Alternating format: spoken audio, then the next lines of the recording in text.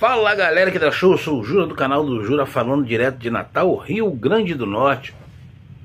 Vamos falar um pouquinho de Vasco. O Vasco venceu ontem nos pênaltis, conquistou a classificação em cima do Atlético Paranaense lá em Curitiba, lá na Liga Arena.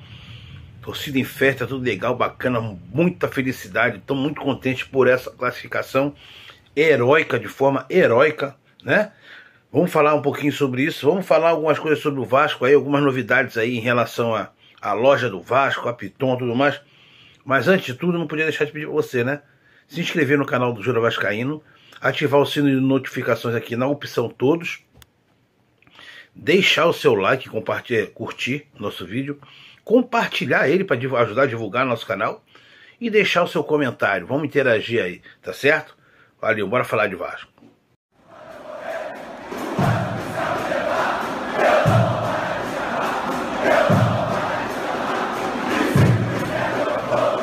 Voltando aqui para conversar um pouquinho sobre o Vasco. E ó, com a classificação do Vasco ontem para as semifinais da Copa do Brasil, quando o Vasco venceu nos pênaltis, né, por 5-4 o Atlético Paranaense, uma vitória histórica. O Vasco, heróica e histórica, né? O Vasco que estava perdendo por 2-0, ainda teve a expulsão do Ryan, e ainda assim o Vasco, com o nosso pirata, conseguiu fazer aquele gol para diminuir, para ficar igualar o placar no agregado e levar para o pênalti, e chegar nos pênaltis o nosso Léo Jardim, mais uma vez, dando show na própria... a gente deve muito essa vitória de ontem, gente, a duas pessoas, Léo Jardim e Veguete. O Veguete fez o gol e o Léo Jardim fechou o gol.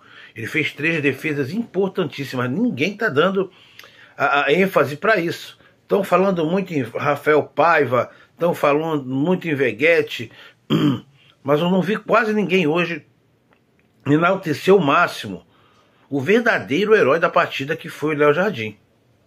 Por quê? Cara, ele fez 3 defesas praticamente milagrosas, que fizeram com que o placar do Atlético Paranaense não fosse maior e não prejudicasse a gente, que a gente não conseguiria levar para pênalti, né?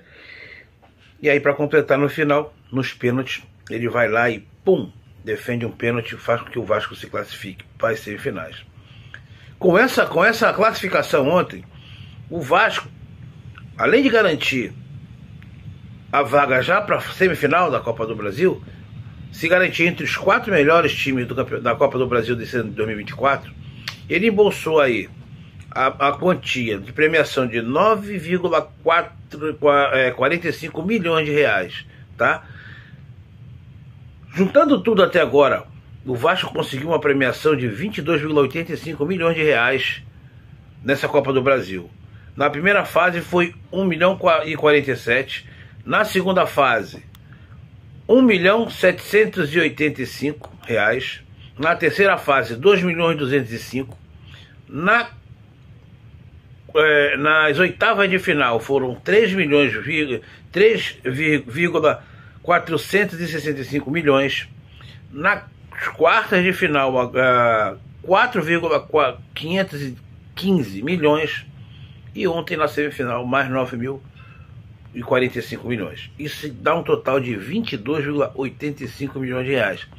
Se o Vasco passar para a próxima fase, entra mais 13 milhões e os quebrados. E se ele for campeão, eu acredito que ele vai ser campeão, chega a mais de 70 milhões. Ou seja, um puta de uma premiação, né? Sem contar que o Vasco agora está entre os 4 melhores do futebol brasileiro pela Copa do Brasil. E na entrevista coletiva após a classificação do Vasco, quando o Vasco venceu o Atlético Paranaense nos pênaltis por 5-4, o Rafael Paiva enalteceu muito a atitude dos jogadores em campo, falando até que aprendemos a sofrer. Hoje o Vasco é o time que sabe sofrer e sabe tirar proveito do sofrimento dentro de campo no jogo, não é certo? Ele consegue transformar o sofrimento em luta, disposição, garra e vontade para correr atrás do resultado e conseguir fazer o resultado que precisa. E ontem foi mais do que comprovado isso, quando que o Vasco, ao estar perdendo por 2-0 dentro da Arena da Baixada, um gramado horrível para jogar, que sabe que é difícil por ser sintético. Mas a adversidade do Ryan ser expulso aos 41 minutos do primeiro tempo, o Vasco jogar o resto do jogo todo com 1 a menos, mas o Vasco ainda assim conseguiu diminuir o resultado, né, fazendo gol com o Veguete, e com isso igualou o placar no agregado, né, fazendo com que o jogo terminasse pelo agregado 3 a 3 e conseguindo levar para o pênalti e chegar no pênalti, vencer no pênalti por 5 a 4. Então Rafael Paiva, ele tá muito contente porque ele viu que o time hoje, com o sofrimento que ele teve em campo, vem tendo em campo, com algumas situações e adversidade dentro de campo, o time parece, foi um time que criou tipo assim uma couraça, uma carcaça, um escudo, e ele está aproveitando. Os jogadores aprenderam a aproveitar esse momento difícil para virar garra, superação e conseguir os resultados, tá certo? Bacana isso. E também falou a respeito da expulsão do Ryan, confirmando e afirmando que o Ryan realmente sim errou, e errou feio a atitude do Ryan. Tem que ser conversada, tem que chamar ele para conversar. O próprio Ryan pediu desculpa depois da torcida e a diretoria do Vasco. E ainda fala-se de repente até uma punição, deve ser de alguma multa, pela atitude dele, que também não está errado. Mas destacou que o Ryan é um jogador de muito potencial, que vai ajudar muito o Vasco, e que qualquer jogador não está livre disso, ainda mais ele que está começando agora, tá certo? Mas o importante é isso, o Vasco está mostrando frieza e garra nos jogos, que quando ele sai atrás ele está conseguindo buscar o resultado. O Vasco é o time da virada, o Vasco é o time do amor. Agora, galera, vamos falar de São Januário, né?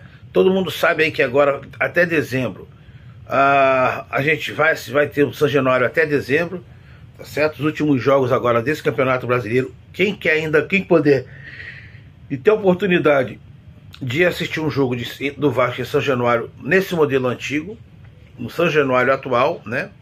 Para guardar como recordação aí, porque infelizmente eu estou no Rio Grande do Norte, não tem como assistir, não vou ter a oportunidade de voltar a pisar em São Januário ainda nesse formato antigo.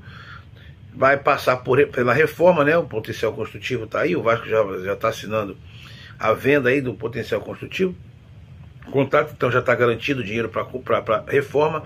E os responsáveis pela reforma de São Januário já estão estudando a possibilidade de, quando fizer essa reforma, o gramado ser sintético. Gente, eu não estou falando que vai ser, e nem que o Vasco está querendo colocar o gramado sintético, que vai ser.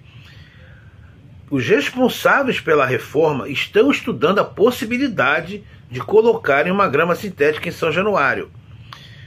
Essa possibilidade vai ser debatida entre a diretoria do Vasco e os responsáveis pela obra, e quem vai decidir pela não utilização da grama artificial ou da grama natural será o Pedrinho. Ele que vai decidir, vai ter o martelo. Então, há uma possibilidade de, com a reforma de São Januário vir a ter a grama sintética, igual é no Allianz Parque, igual é na própria Liga Arena do Atlético Paranaense, igual é no Engenhão, do Botafogo. Então, há essa possibilidade, está sendo vista com muito carinho e cuidado, e vai ser discutida e debatida entre diretoria do Vasco e as pessoas responsáveis pela reforma de São Januário, e isso pode acontecer, tá certo? Então, pode vir aí um tapetinho também em São Januário, tá? E agora, novidade para cá, para o Nordeste. Quando eu fiquei sabendo dessa novidade, eu fiquei super feliz, né? Estou muito contente, ansioso e aguardando muito isso acontecer. Sabe o que é? Galera, o Vasco anunciou essa semana agora que vai inaugurar mais uma loja gigante da Colina. E sabe aonde? No Nordeste, aqui no Nordeste. Especial será inaugurada aqui em Natal, no Rio Grande do Norte. Então você, torcedor vascaíno, aqui do Rio Grande do Norte, comemore, fique contente, que eu estou comemorando muito contente, ansioso e aguardando logo para essa inauguração da loja do Gigante da Colina. É isso mesmo, aqui em Natal, Rio Grande do Norte, o Vasco vai inaugurar a sua loja Gigante da Colina. Então você, torcedor vascaíno aqui de Natal, Rio Grande do Norte, e em volta aqui, tem uma pessoa aqui do lado, galera que mora aqui próximo, nas redondezas, nos estados próximos, em volta do Rio Grande do Norte, também poderá ter a oportunidade de vir aqui no Rio Grande do Norte, em Natal, para comprar os produtos do Vasco originais. Eu estou agoniado já, contando nos dedos para que essa loja possa ser inaugurada. Não se sabe, ainda não foi divulgado qual será o local aqui na cidade de Natal que vai ser inaugurada, que vai ser aberta essa loja do Gigante da Colina. Há uma especulação de que seja dentro de um dos shoppings aqui da cidade do Rio Grande do Norte, aqui de Natal, tá? Tem 2 shoppings grandes aqui, que eu não vou falar o nome para não estar divulgando, fazendo propaganda, até porque não pode, mas 2 grandes shoppings aqui de Natal, está se especulando que possa ser num desses 2 grandes shoppings aqui de Natal, na cidade de Natal, a inauguração da Gigante da Colina. Então, ó, fique atento aí você, torcedor do Vasco, que mora em Natal, ou que mora no Rio Grande do Norte, né?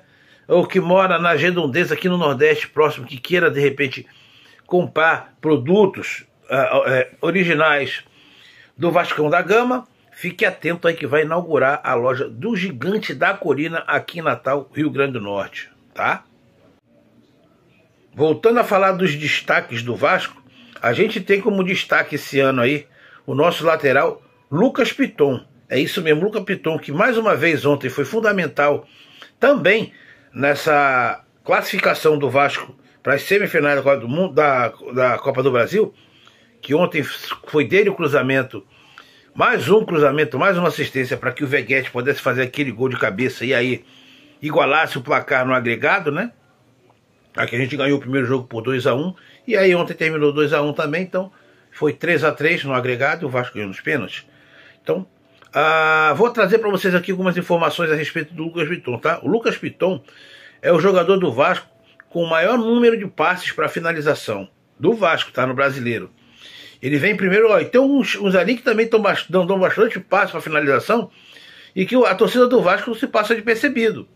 Vou dizer aqui o top 5 do Vasco em número de passe para finalizações, tá certo? Tem jogador aqui que tu nem imagina, que se passa despercebido. Vamos lá, olha só. Em primeiro vem o Piton, com 35 passes para finalizações. Em segundo, olha quem é, o Adson. É, o Adson. Ele vem em segundo com 21 passes. Paulo Henrique vem em terceiro com 18 passes. O Payet vem em quarto com 15 passes. E para mim a grande surpresa quando a gente foi ver esse levantamento aí, é o Hugo Moura. O Hugo Moura, ele é o quinto melhor jogador do Vasco em relação a passes para finalização no Campeonato Brasileiro. Ele vem com 11 passes para finalizações. Então, ó, lembrando, só repassando para você aqui o top 5 de jogadores com passes para finalizações do Vasco no Brasileirão. Piton em primeiro com 35, o Adson vem em segundo com 21 passes, Paulo Henrique em terceiro com 18 passes, Payet em quarto com 15 passes e em quinto vem Hugo Moura com 11 passes. Curiosidades do Vascão da Gama. E para finalizar aqui o nosso vídeo de hoje, vamos falar aí de Campeonato Brasileiro. A gente não precisa só falar de Vasco. Por quê? Jogos do Campeonato Brasileiro também envolvem o Vasco, principalmente esse jogo que aconteceu ontem, jogo atrasado, porque envolve 2 times que estão ali brigando pelas mesmas pontuações e mesmas posições que o Vasco está hoje. O Vasco estava em 8º lugar até ontem, quando estava jogando pela Copa do Brasil com o Atlético Paranaense, mas ele caiu ontem, ele caiu para 9º lugar, para 9º colocado, tá? Mas como assim, Júlio? Se nem teve jogo do Campeonato Brasileiro, ontem foi Copa do Brasil, teve um jogo pela 19ª rodada, válido pela 19ª rodada, jogo atrasado, foi realizado ontem, entre Internacional e Cuiabá, entre Internacional e Fortaleza, foi Internacional e Fortaleza, jogo válido pela 19ª rodada, esse jogo terminou 2-1 para o Internacional. Com esse resultado, o Internacional foi para 8º, jogando o Vasco para 9º, tá certo? Os gols desse jogo de ontem, tá? Que foi lá no Beira-Rio, válido pela 19ª rodada, jogo atrasado, tá? Os gols do Internacional foram marcados por Alan Patrick aos 20 minutos do primeiro tempo e Gustavo Prado aos 38 minutos do segundo tempo. Tá? O jogo chegou a estar 1-1, que era um resultado ótimo para o Vasco. Tá? E quem fez o gol do Fortaleza foi o zagueiro Tite, aos 36 minutos do primeiro tempo. Pois é, o Internacional abriu o placar com o Alan Patrick aos 20 minutos do primeiro tempo. O Tite empatou o jogo aos 46 minutos do primeiro tempo, por Fortaleza, mas já aos 38 minutos do segundo tempo, o Internacional fez 2-1 com Gustavo Prado e terminou o jogo 2-1. Com esse resultado, o Internacional foi para 8º lugar com 35 pontos em 23 jogos e o Fortaleza se manteve ali em 2º lugar com 48 pontos em 25 jogos. O Internacional vai enfrentar na próxima rodada, 26ª rodada, o Cuiabá vai jogar no Beira-Rio mesmo, tá? E esse jogo vai ser na segunda-feira, dia 16, às 20 horas. Já o Fortaleza vai para Curitiba enfrentar o Atlético Paranaense lá na Liga Arena, lá na Arena da Baixada, antiga Arena da Baixada, nesse sábado, dia 14, às 18h30. Então, voltando aqui, né? O Vasco, por isso que eu quis falar desse jogo, porque com esse resultado o Vasco caiu uma posição, caiu de 8º para 9º. E o Vasco enfrenta o Flamengo no domingo no Maracanã, às 18h30. E para mim vai dar Vasco. E o Vasco ganhando, ele volta lá para cima. Se o Vasco ganhar, conseguir uma vitória contra o Flamengo, ele vai a 37 pontos. Pode aí voltar para a 8ª posição. Não ultrapassa o Bahia, que está com 39, e nem o São Paulo, que está com 41. Mas já encosta, dependendo dos outros resultados. Tá certo? Um abraço, até a próxima. Não deixe de deixar o seu like, se inscrever no canal do Jura Vascaíno, ativar o sininho de notificação em todos, curtir, comentar, compartilhar. Tá certo? Valeu. Saudações vascaínas. Tamo junto.